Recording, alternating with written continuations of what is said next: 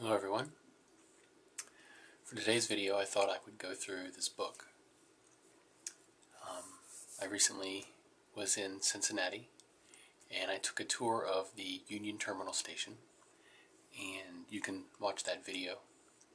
I absolutely fell in love with the place. Wonderful Art Deco design, and so I bought this book, and I thought we'd go through it and show you the history of the building, and it also goes into the design of the building and the entire complex surrounding the building as well. So, starts out with these are murals that are found in one of the rooms, or a design at least. I think it's an inlaid wood design in one of the rooms of the terminal.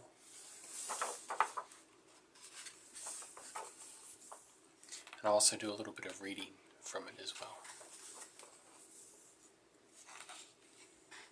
But I won't read the whole thing. So we have the table of contents talking about the people who planned the building, the plans as they were first started in the beginning of the construction, the traffic revisions. They basically had to reroute several different roads going into and out of the terminal. Then the exterior and then the interior, the service centers and shops, the dining facilities, the executive offices, the artisans and craftsmen involved, the train concourse, the terminal infrastructure, the interlocking facility, the track work, the post office and express building, the roundhouse, the coaling station and water tower, the coach yard, the structural features, facts and figures, and then we wrap up with the officials and local leadership, and then 1933 to 1999, the chronology of its history. So I think what I really like about this project was that every single building was designed as part of the whole. Even the even the post office and some of the maintenance buildings and stuff, they were all designed in the Art Deco style. It wasn't just designing the main building and then leaving everything else to chance or just kind of giving up on it. The entire structure holds together as a whole. So basically, the problem Cincinnati was having was they had several different terminals spread throughout the city that were being used by the railroad. And if you were in one building and you got off your train, you sometimes had to go all the way to another building to catch your next train. And depending on the traffic and depending on how far away these buildings were from each other, sometimes people had a difficult time connecting with their next train. So the decision was made to consolidate everything into one building. And you can see that there was the 4th Street Station, the Court Street Station, the Hamilton and Dayton Station, the Central Union Depot, and the Pennsylvania Station. So there was 5 different stations that were consolidated together, and that's why it's called the Union Station. So here we have a picture of the steel beams being put across the roadway for a new road coming into the station.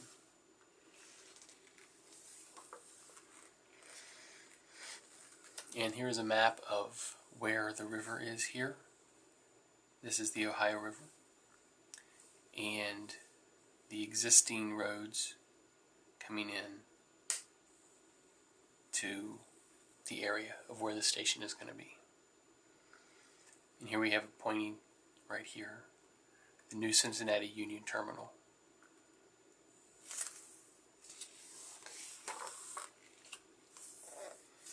So then we have a chapter on the actual construction.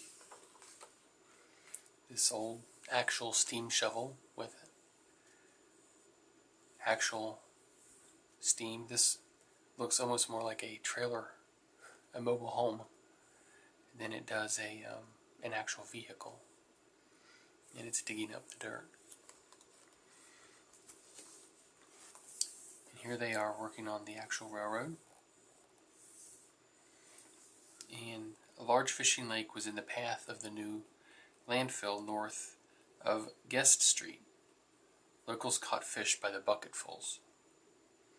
So it looks like the landfill blocked up the creek, and everybody went down and just fished up the fish from what little bit of water there was left, which is kind of gross, but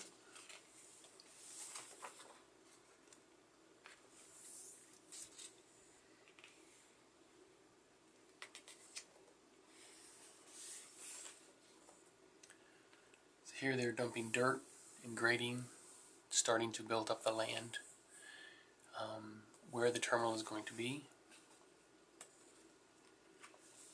And here's another steam shovel dumping dirt into a dump truck.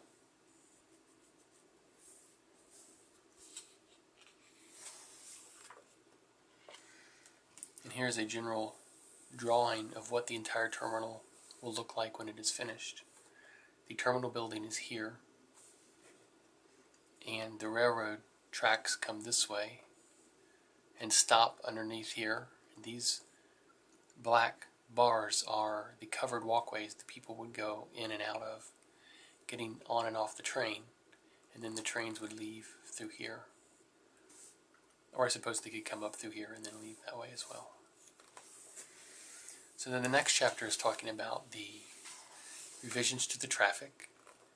They had to build this entire new road coming in. They called it the Western Hills Viaduct. It went over the tracks and then came around this way.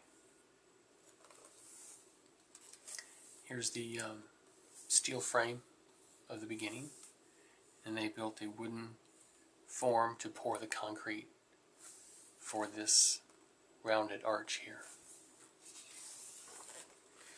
And here it is complete, going over top of the actually looks like it's going over top of a river, not over railroad tracks. But all of this is designed in the Art Deco style as well. So it's a complete whole. You have the stairs walkway, and then the traffic coming in splits. And you have an upper deck and a lower deck to handle the traffic.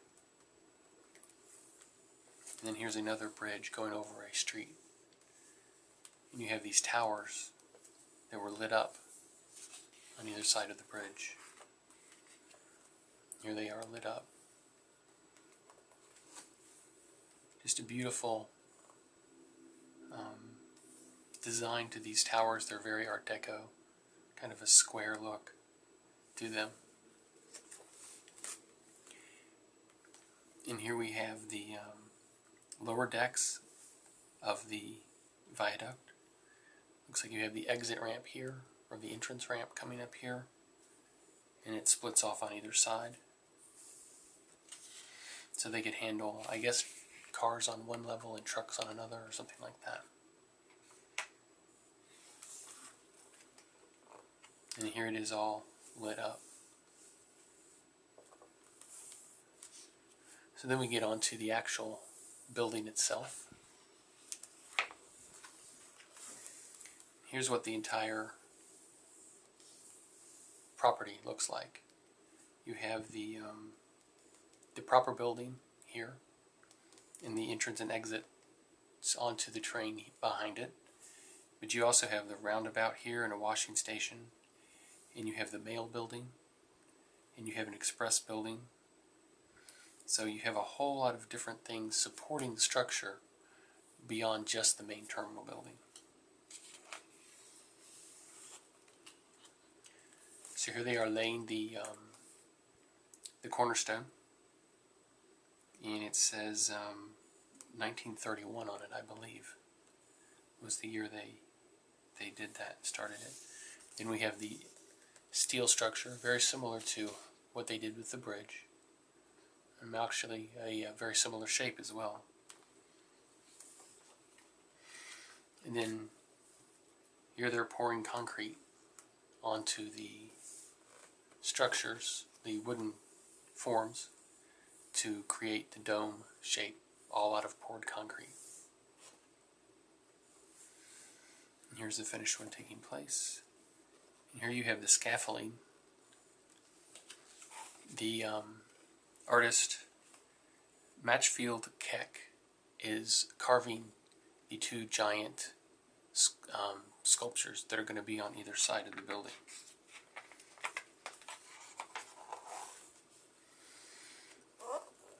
And here it is completed. You can see the two different sculptures and the clock here in the middle and the fountain going. So that is the exterior of it, and then we get into the interior. Here we see the ticket booth set up and the interior still being worked on, construction benches here. And you can tell here's like a balcony area near the windows, and people have written their names in the dust on the upper part of the balcony here. But here you can just see the beautiful details of the artwork of this building. The circles of the handles and the straight lines of these doors mirrored in the circles here around the chandelier and the straight lines as well. So it all hangs together very, very well visually. And here's the main doors for the incoming taxis and motor coaches. And it says it here, and it also says it right here in the beginning of the mural, a little bit there. So here we have the taxis and the buses would come in and stop, and the people would walk down this ramp and would be able to get into the various vehicles, cars or buses or taxis, and then continue on underneath the building.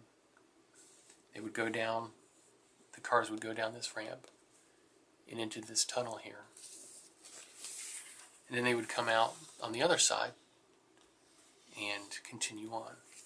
So at first they would be dropping people off, and they would come under and they would pick people up on this side. And again we see the big stripes. Oops, let me get the glare off of there. We see the detail of these straight lines as they curve, but they follow the curve of the building. Here we have all the ticket booths. 1, 2, 3, 4, 5, 6, 7 of them. And then here's the arching, beautiful entrance. And you can see my video where I was actually here that this part is actually very vibrant, bright yellow and orange. And it looks like a sunrise. It's amazing. So here's the completed entryway. And now the whole place is a museum.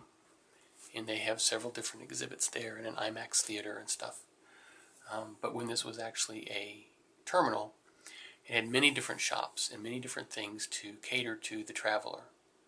So here this chapter is about the service centers and the shops.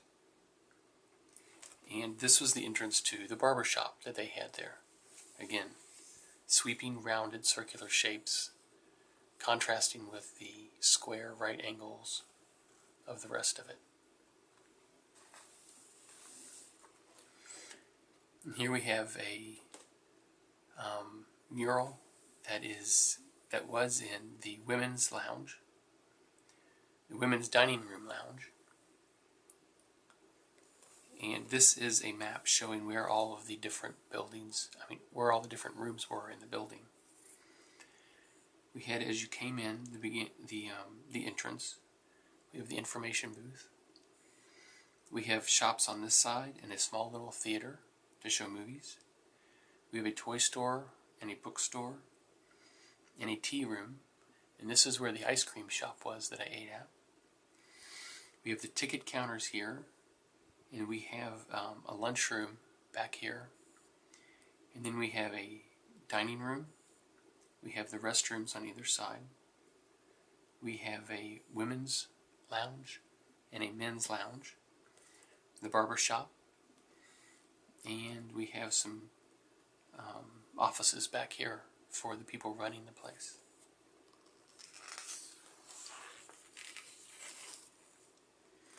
So here we see the men's lounge, and it has the same pattern that was on the front of the book here in this room. And here we have the women's lounge,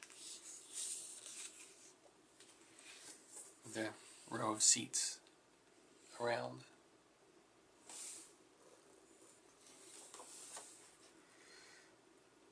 Here we have telephone booths. And here we have a women's shop where they could buy dresses and clothing and probably jewelry and other things. And then we have a men's shop as well. It looks like the shelves are empty, but I'm sure they could buy clothing and hats and suits and probably cufflinks and belts and stuff like that. And you can tell by how large this barbershop is, how many people this terminal actually served. There's 1, 2, 3, 4, 5, 6, 7, 8, 9, 10 chairs. So it's a pretty busy place, I'd imagine.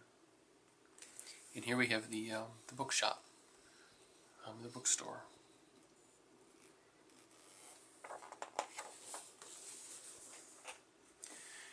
And then finally we have a toy store.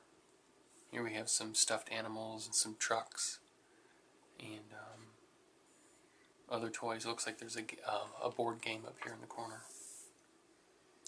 And then here's where you would sit and get your shoes polished by the boot black. And again, they had some here and some here as well. And then you would have a theater where you could show, where they showed newsreels that you could catch up on what was happening in the country while you're waiting for your next train. Here's what it looked like on the inside. So not very big, but this is definitely one of the places I want to see. They still have this open. I mean, it still looks like this, and they offer a tour where you can go and see all these different rooms and shops and stuff. And they had a huge dining facility. And the counters were like in a serpentine snake pattern. So the patrons sat around the outside, and then the server could walk up and serve all these people at once, kind of like a bar.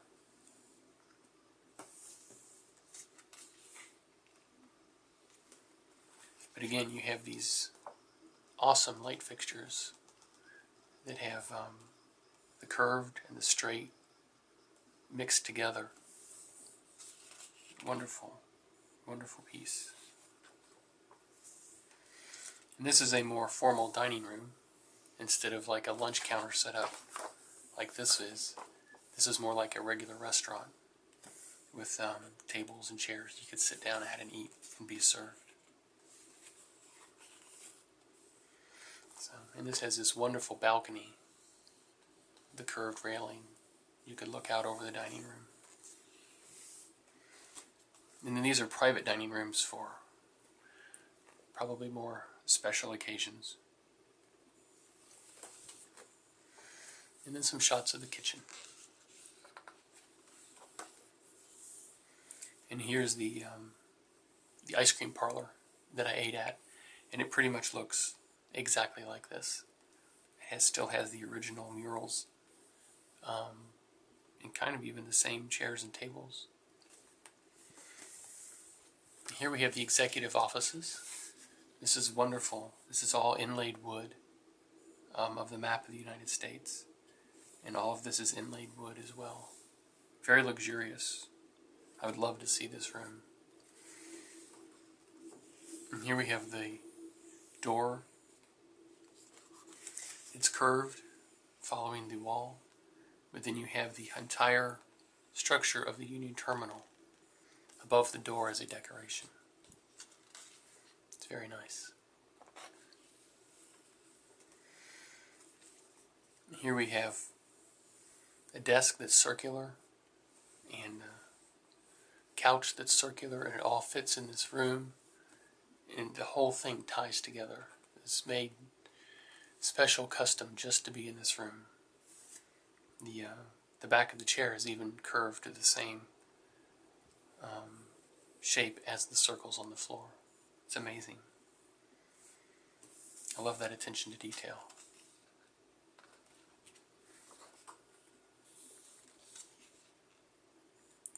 Here we have an executive boardroom, the long table. So now we talk about the different pieces of art that are in the building. And here is a special font that was created just for the Union Terminal.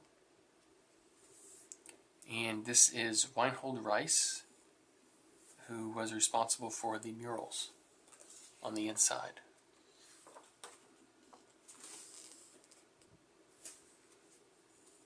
I believe, let me see, I may be wrong with that.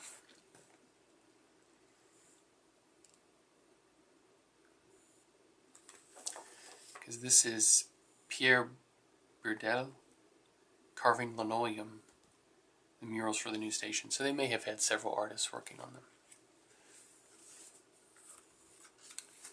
So this is the two main murals that are inside the large entrance. You have showing from the American Revolution and the pioneers all the way down through to modern steel construction. And here you have the pioneers and the Indians all the way through steel construction as well.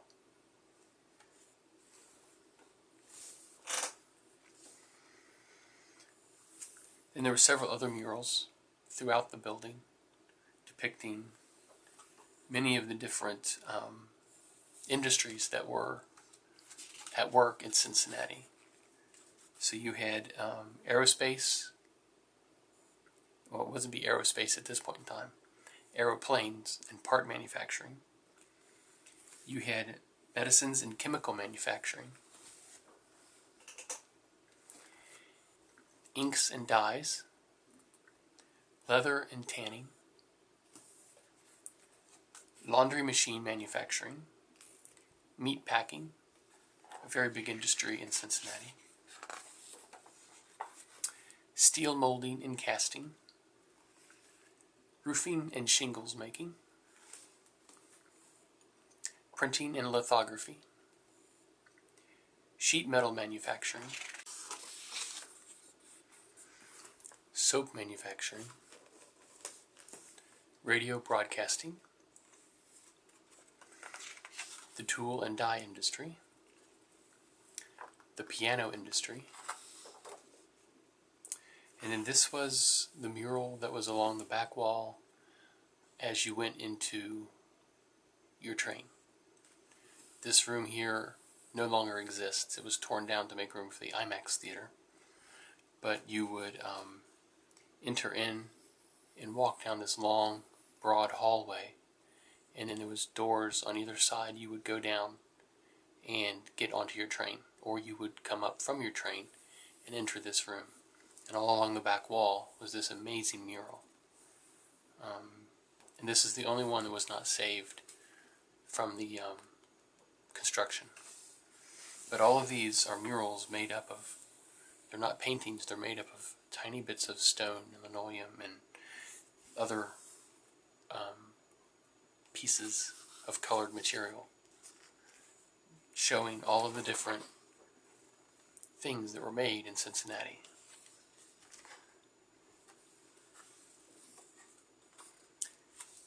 And so then we talk about the train concourse, or the part that goes through where you get onto your train. And this is the area that was torn down.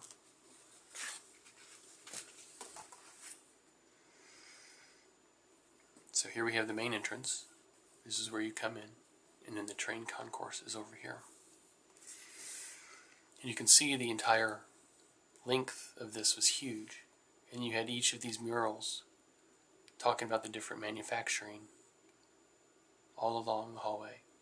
And the ceiling was just gently arched above.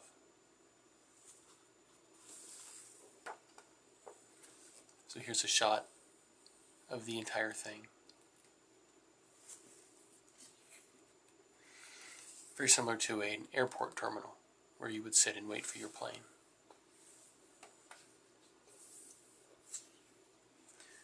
So then you would come down, and here are the covered walkways where you would stand and wait for your train, or you would come off of your train and head towards the building.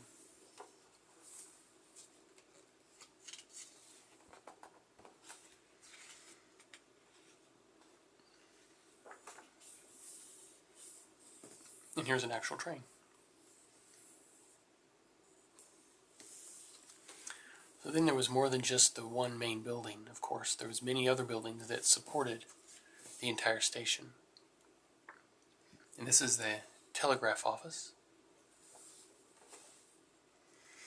Here is the powerhouse and the engine terminal. So basically this was a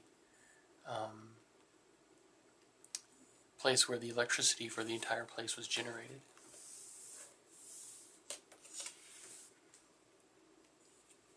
And this is a steam-driven air compressor. It supplied air for the switch motors throughout the station.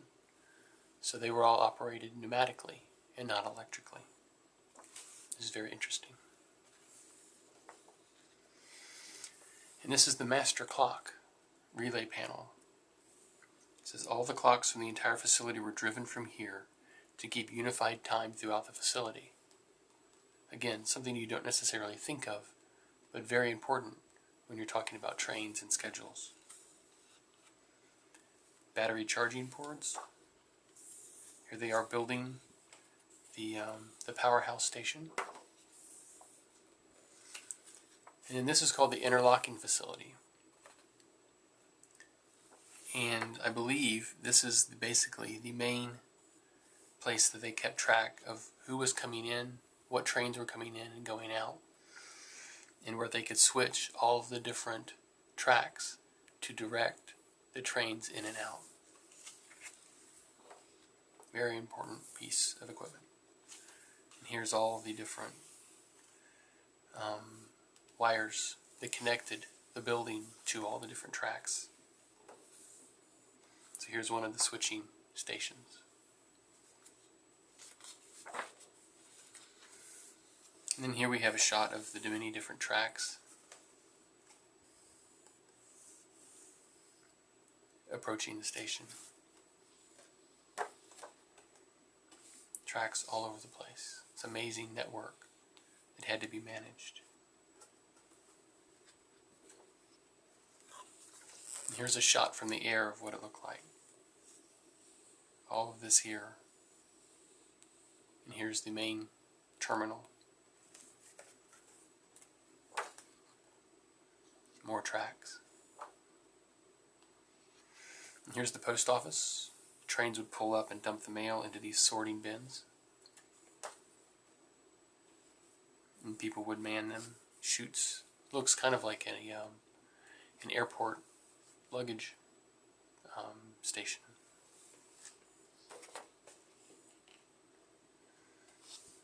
And this is where all the trains would pull up with the mail and unload.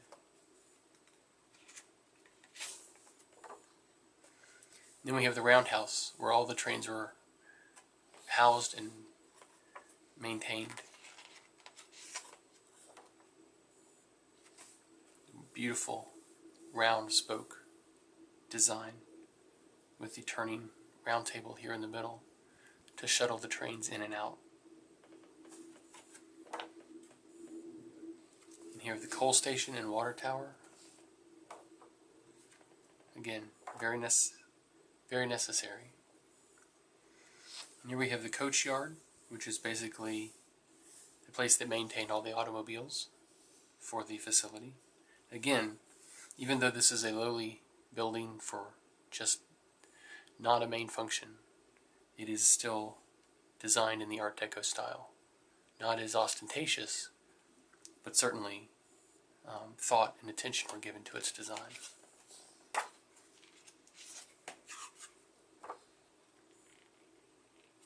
And then we talk about the structural features.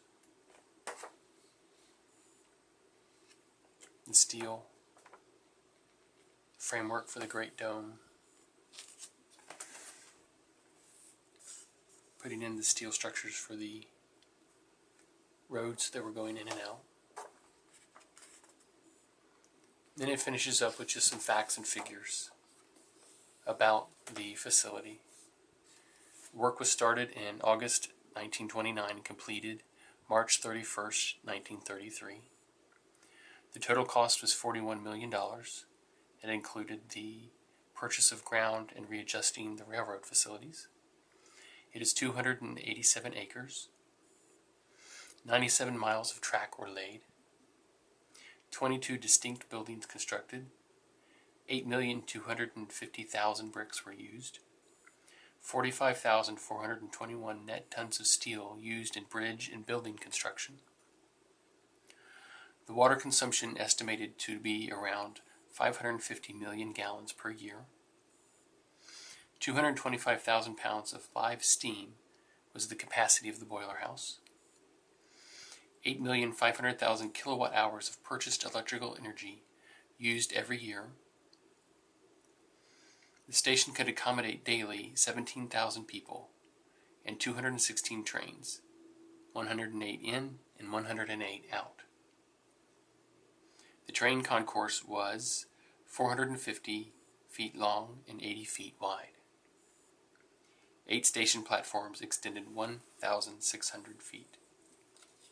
So, then the book just finishes up with all of the people who were involved in actually the creation of the building, from the legislature to the architecture to the actual building to the political leadership of the city as well.